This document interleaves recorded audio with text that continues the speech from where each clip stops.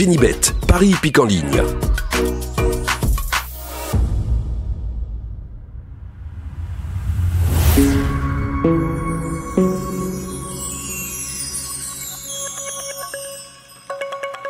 Bonjour à tous. Alors pour vous trouver des tocards comme Gaillard, bon 3e à 41 contre 1, comme Népalais, bon 4e à 31 contre 1, et pour les abonnés des pronos du cœur, ma dernière minute qui finit 5e, il fallait que j'enlève 1 ou 2, 3 favoris, dont Avoc. Bon, c'est comme ça, mais j'ai trouvé quand même les tocards. Bon, on se frotte les sabots, on se rapproche du prix d'Amérique J-1. Et puis là, on a des bons, on a des futurs candidats à l'Amérique. Les K, les 5 ans, les meilleurs. Et j'ai l'impression que dans cette génération des 5 ans, le meilleur est peut-être pas français. Puisque je vais chercher chez les Italiens ma favorite que j'aime, qui m'a plu lorsqu'elle a cherché à gagner son ticket pour le prix d'Amérique, mais il fallait qu'elle gagne la course, et c'est Keep Going qui lui a volé le billet sous son nez. Je veux parler du 15 East Asia. Ce jour-là, elle m'a énormément plu. C'est une petite bombe italienne qui m'a tapé dans l'œil, et je pense qu'elle peut enrhumer tous nos petits coqs, nos Français. Je lui oppose un cheval que j'aime bien, qui vient de nous éblouir. Il a remis les pendules à l'heure parce que c'était une machine à gagner cocktail du daim, et puis rien n'allait plus, et tout d'un coup, 2025, changement d'année, il a repris ses bonnes habitudes, il a gagné, et normalement sur le papier, c'est notre meilleur trotteur français.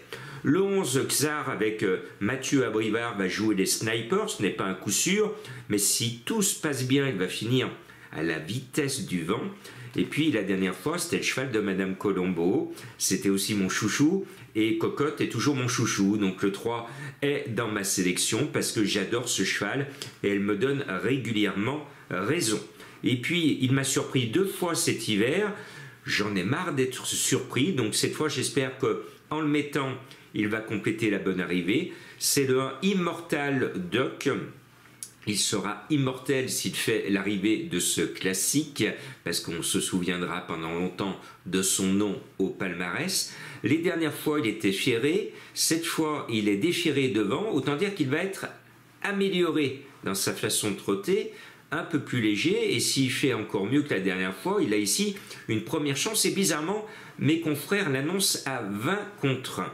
Et puis, dans les gros numéros, le 16 Canal de Bélève part avec l'enthousiasme de l'entourage Bijon, mené par Benjamin Rochard. Eh bien, je succombe au chant des sirènes. Gagner sera difficile, se placer plus facile. Et puis le 2 Canto Avis a montré cet hiver qu'il comptait parmi les bons.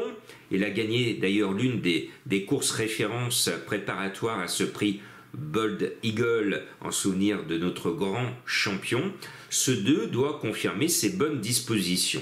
Et puis je reste persuadé que Gocciadoro, le meilleur entraîneur du monde, qui va mettre mon favori peut-être à la gagne, eh bien Gocciadoro, il est au sulky de mon 12 exécutive EK qui lui sera une cote beaucoup plus spéculative, mais je ne serais pas surpris que Gocciadoro en mette 2 à l'arrivée.